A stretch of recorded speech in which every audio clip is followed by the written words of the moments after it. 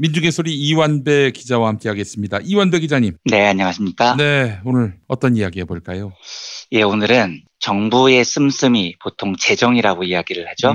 이 씀씀이를 늘리는 것이 경제에 어떤 영향을 미칠지에 대한 이야기를 나눠보겠습니다. 네. 그 브리핑을 오래 들으신 분들은 이 주제가 벌써 어떤 이야기인지 금방 감을 잡으셨을 것 같은데요.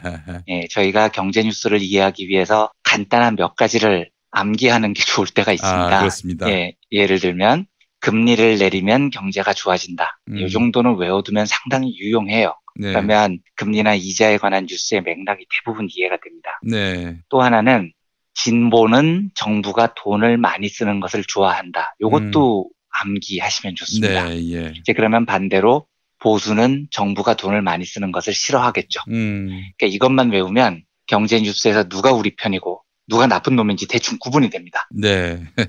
역사적으로 사람들은 정부에 대해서 상당한 불신이 있습니다. 과거 개그 콘서트에서도 정부가 나한테 해준 게 뭐가 있어? 뭐 나라가 나한테 해준 게 뭐가 있어? 이런 개그도 나온 적이 있었죠.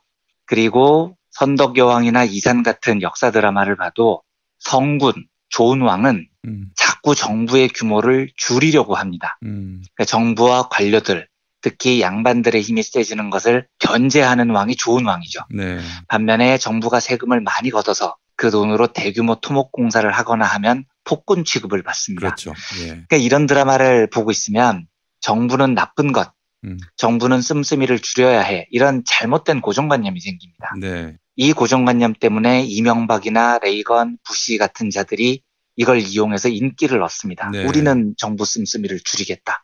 얼마나 좋은 군주냐 뭐 이런 이미지를 구축한 거죠. 그런데 중세 때만 해도 세상의 대립구도는 정부 관료와 백성들의 대립이었습니다. 네. 그러니까 좋은 왕은 정부 관료의 힘을 제어해야 됩니다. 왜냐하면 걔들의 힘을 줄여야 반대편에 있는 백성들이 편해지기 때문입니다. 네. 그런데 자본주의 사회는 전혀 달라요. 자본주의 세상의 지배자는 정부 관료가 아니고 자본가들입니다. 네. 그래서 정부의 힘이 약해지면 자본가가 그냥 시장을 장악합니다. 민중들은 정부의 보호를 받지 못하고 자본가에게 더 심각한 착취를 당하죠. 그래서 진보면 좋은 정부가 좋은 힘을 가지고 시장에서 자본가를 제어하는 것을 바라는 겁니다. 이게 진보의 꿈입니다. 네. 반면에 보수는 정부가 돈을 덜 쓰는 것을 좋아하죠. 왜냐하면 정부의 힘이 약해질수록 자본가들이 시장을 주무르기 쉬워지니까요. 오늘은 이 명제를 전제로 조금만 더 이야기를 진전시켜 보겠습니다. 여기에 관해서 소개해드릴 두 개의 기사가 있습니다. 우선 조선일보 10월 9일자 기사입니다. 제목이 적자 22조 넘고 빚은 700조 눈앞에 나라 살림 역대 최악 이렇게 돼 있습니다. 네. 기사 내용은 재정 지출은 크게 늘어난 반면 경기 부진으로 세금은 계획만큼 거치지 않으면서 국가 채무가 빠르게 늘어 700조 원 돌파를 코앞에 뒀다. 기획재정부가 8일 발표한 월간 재정동향 10월호에 따르면 8월 말 현재 국가 채무는 697조 9천억 원으로 전달에 비해서 5조 7천억 원, 작년 말에 비해 46조 1천억 원 늘었다. 정부가 경제 활력 보강을 명분으로 확장 재정을 이어가면서 재정 적자가 눈덩이처럼 불어난 탓이다. 어쩌고 저쩌고 한 다음 세수 부진이 이어지면 2014년 이후 5년 만에 처음으로 세수 결손이 발생하고 연말 국가 채무도 정부 목표치 701조 9천억 원을 넘어설 것이라는 우려가 나온다. 그러니까 지금 이 기사의 주장은 정부가 돈을 너무 헤프게 써서 정부 빚이 사상 최대고 위기다. 정부가 왜 이렇게 돈을 많이 쓰냐. 미친 거 아니냐. 뭐 이런 분위기입니다. 근데 이건 전형적인 보수의 시각입니다. 그래서 저는 조선일보가 이런 기사를 쓰는 걸 그럴 수 있다고 봐요. 네. 왜냐하면 저는 이런 시각에 동의하지 않지만 보수주의자들은 늘 이렇게 주장을 해왔거든요. 그런데 이 기사가 진짜 유난히 코미디가 돼버린 이유가 있습니다. 이 기사가 10월 9일 새벽 1시쯤 인터넷에 올라왔더라고요. 네. 그러면 10월 9일자 조선일보 지면에 실렸다는 이야기겠죠. 제가 네. 지면을 안 봐서 모르겠지만. 예. 그런데 이날 오후에 크리스탈리나 게오르기에바라는 IMF 신임 총재가 미국 IMF 본부에서 취임 첫 연설을 합니다. IMF는 여러 번 강조드린 대로 월가를 대변하는 금융기구지만 전통적으로 유럽 사람들이 총재를 맡았습니다. 네. 그리고 총재가 최근 바뀌었어요. 신임 총재 게오르기에바는 불가리아 출신 경제학자입니다. 동구권 출신으로 최초로 IMF 총재에 올랐죠. 예. 그런데 이 총재가 취임 첫 연설에서 뭐라고 그러냐면 한국, 독일, 네덜란드 세 나라를 콕 집어서 이 세 나라는 정부가 돈을 너무 안 쓴다. 이 세 나라는 돈을 훨씬 더 써도 되는 나라니 예. 제발 좀 빚을 내서라도 돈을 더 써라라고 상당히 강력하게 촉구를 합니다. 10월 9일 오후 4시 48분에 올라온 머니투데이 기사를 보겠습니다. 제목은 IMF 총재는 왜 한국 콕 집어 재정 확대 말했나입니다. 기사 내용은 크리스탈리나 게오르기에바 IMF 신임 총재가 취임 첫 연설에서 한국 등을 지목해 재정 여력이 있는 국가들이 정부 지출을 늘리라고 권고했다. 세계 경제 성장률 둔화 가능성을 경고하면서 나온 이야기다.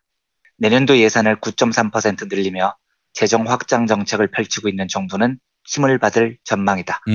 게오르기에바 총재는 올해 세계 경제 성장률 전망치를 기존 3.2%에서 더 낮출 수 있다고 밝혔다. 무역 긴장이 이유다. 총재는 무역 전쟁으로 모두가 패배하고 있다고 꼬집었다. 이에 게오르기에바 총재는 경제 성장을 이끌 수 있는 대책으로 기초에 집중하는 것을 꼽고 지금이야말로 재정에 여유 있는 국가들이 재정 화력을 배치할 때라고 강조했다. 특히 그는 한국, 독일, 네덜란드 3개국을 지목해 인프라와 R&D의 지출을 늘리면 수요와 성장 잠재력을 높이는데 도움이 될 것이다라고 말했다. 이렇게 돼 있습니다. 저는 IMF 총재의 이 발언을 보고 조선일보 기자가 혹시 쪽팔려서 죽지 않았을까 싶은 걱정이 들었습니다. 기자가 제일 창피할 때가 언제냐면 예. 누구를 조졌는데 하루도 안 돼서 자기 논리가 박살이 날 때입니다. 그러니까 박살이 나도 한 이틀쯤 지나서 박살이 나면 그래도 덜 창피한데 네. 몇 시간 만에 자기 논리가 박살이 나면 진짜 얼굴을 못 들 정도로 창피하거든요. 그런데 조선일보 기사가 9일 아침 지면에 실렸을 거 아닙니까? 네.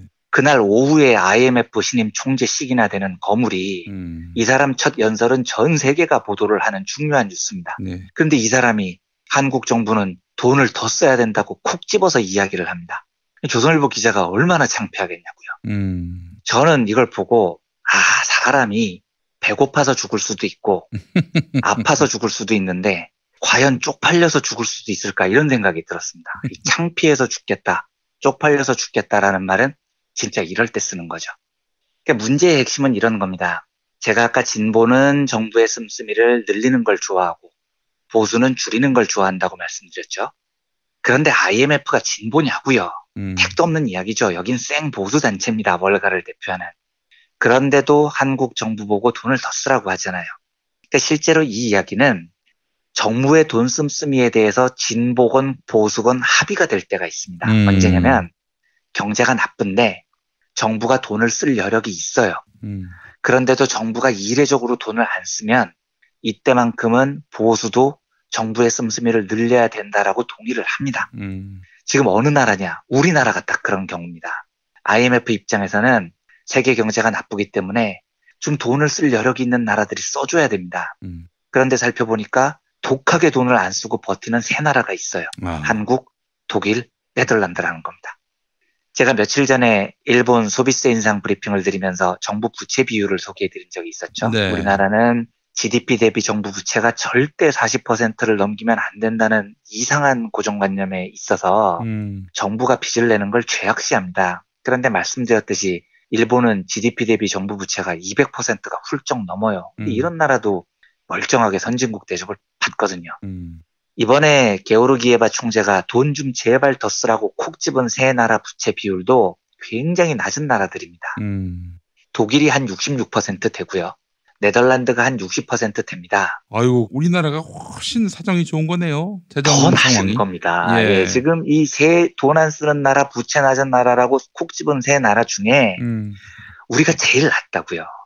제가 또 한 가지 게오르기에바 총재의 연설 중에 인상 깊었던 대목은 지금 세계 경제가 매우 안 좋은데 이럴 때일수록 기초에 집중하자 이렇게 이야기를 합니다. 그리고 여력이 있는 나라들은 정부 재정 지출에 화력을 배치하자 이렇게 막 표현을 합니다. 그러니까 경기가 하강 국면일수록 여력이 있는 정부가 돈을 쓰는 건 보수 경제학자가 보기에도 기초 중에 기초라는 겁니다. 기초에 네. 집중하자라는 말 뜻이요. 그래서 저는 사실 내년 예산이 올해보다 한 9% 정도 늘어나거든요. 이게 많다고 자유당이 난장을 부려서 국회가 얼마나 어려움을 겪었습니까? 네. 저는 사실 한 15%에서 20% 정도 작심하고 더 늘리자고 하고 싶은 사람입니다. 물론 이제 정부도 이렇게 하고 싶겠지만 이런 예산안은 국회에서 통과가 안 될 테니까 정부가 얌전한 예산안을 잡은 건데요. 지금 같은 국제경기 하강 국면에서 여력이 있는 나라가 돈을 더 쓰는 건 기초 중에 기초라는 겁니다. IMF 총재 이야기가요. 심지어 화력을 쏟아부어야 된다고 이야기를 합니다. 조선일보는 나라 빚이 700조 넘을 것 같다고 난리지만 제 개인적인 생각으로는 우리나라 정부 빚이 1000조까지 늘어도 안전합니다. 좀 넉넉히 말하면 1200조까지 늘어도 괜찮다고 저는 생각해요. 그래도 선진국 평균에 못 미칩니다. 지금은 정말로 정부가 작심하고 돈을 더 써야 되는 국면이라는 거죠. 여기서 이제 한 단계 더 나아가 보겠습니다. 네. 경제가 좋아지기 위해서는 기업이 만든 물건이 잘 팔려야 되고 그러면 물건을 사겠다는 사람이 많아야 되고요. 이제 이걸 경제학적으로 폼 잡고 이야기를 하면 총수요가 늘어야 된다라고 합니다. 그런데 총수요가 늘려면 누군가가 자꾸 돈을 써야 되죠. 일단 지금 세계 경기가 안 좋아서 세계적으로 총수요가 박살이 나고 있으므로 수출에 기대하기 어렵습니다. 그러면 우리나라 정부라도 돈을 써서 국내적인 총수요를 늘려야 됩니다. 또 총수요를 늘리기 위해서는 국민들 소득이 늘어나야 되고요. 이제 요까지는 우리가 다 알고 있는 기초 중에 기초입니다. 근데 여기서 추가해야 될 중요한 포인트가 있습니다. 일본은 잃어버린 20년, 잃어버린 30년 이야기까지 나오는데 이 장기 경기 침체를 겪는 중요한 이유 중 하나가 국민들이 저축을 너무 많이 하기 때문입니다. 그러니까 사람들이 돈을 벌면 써야 돼요. 네. 그런데 일본 국민들은 안 쓰고 다 저축을 해버립니다. 그러니까 우리가 개인적으로 보면 아껴 쓰고 저축 많이 하는 게 좋은 것 같죠. 네. 그런데 경제 전체적으로 보면 저축은 쥐약 같은 겁니다. 저축이 늘어날수록 소비가 줄어들어요. 이 경제가 더 안 좋아집니다. 그래서 위대한 경제학자 케인즈는 소비는 권장해야 될 덕목이고 저축은 물리쳐야 될 악이다. 이렇게까지 표현을 합니다. 예. 네. 그러니까 저축의 역설이라는 용어도 케인즈가 만든 겁니다. 네. 자, 그러면 문제는 국민들이 저축을 좀 덜 하고 지금 번 돈을 현재 마음껏 소비할 수 있는 분위기가 형성돼야 됩니다. 네. 일본은 이게 안 된 거예요. 일본이 1990년대 들어서 경제 안 좋다는 이유로 평생 직장으로 믿고 일했던 노동자들을 대거 해고해버렸거든요. 그러니까 난생 처음 해고 사태를 경험한 일본인들이 진짜 바짝 겁을 먹어서 돈이 생기면 전부 다 미래를 대비한다고 저축을 해버린 겁니다. 그러니까 하도 일본인들이 돈을 안 쓰니까 정부가 상품권 같은 쿠폰을 발행해서 무상으로 국민들에게 나눠준 적도 있습니다. 그러니까 그 쿠폰이라도 쓰라는 거죠. 그런데 일본 국민들이 이 쿠폰을 받아서 쓰는 게 아니고 깡을 해가지고 쿠폰을 깡을 하는 겁니다. 이 깡을 해주는 업체가 꼭 생겨요. 예. 그러면 1, 20% 싸게 깡을 해서라도 현금으로 바꾼 다음에 또 저축을 해버립니다. 이러니까 경제가 풀릴 리가 없죠. 아이고. 그래서 지금 우리나라의 또 다른 시급한 임무는 미래에 대한 국민들의 불안감을 없애주는 겁니다. 네. 사람들이 왜 저축을 하냐고요. 미래가 불안해서 하는 겁니다. 네. 지금 한참 소비에 나서야 될 40대, 50대 경제 핵심층은 노후가 불안하니까 저축을 하잖아요. 30대 청년들은 집 한 채 마련하려는 꿈 때문에 저축을 합니다.